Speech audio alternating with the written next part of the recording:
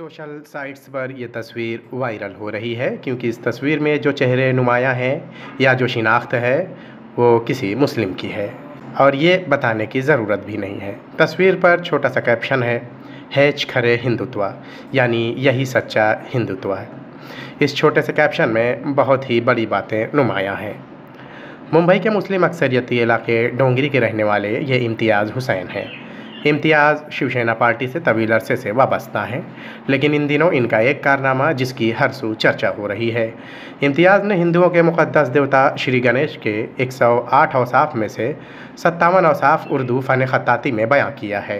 यही नहीं बल्कि इन्होंने इसे शिवसेना सदर और साबिक वज़ीर आला उद्धव ठाकरे को इसे तोहफे में दिया है।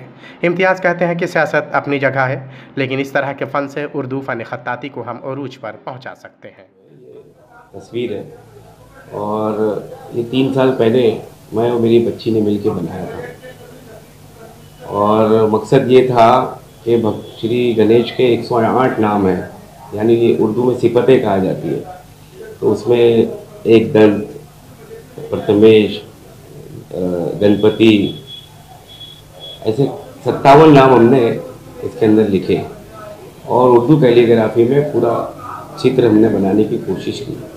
और मकसद ये था कि हमारे पक्ष प्रमुख श्री उद्धव साहब ठाकरे को ये गिफ्ट दिया जाए और इसके ज़रिए हमारे समाज में और हर समाज में उनकी जो मादरी ज़बान है, जैसे कि गुजराती में गुजराती, हमारे मज़हब में उर्दू ज़बान, मराठी में मराठी ज़बान, ये ख़त्म होती जा रही है।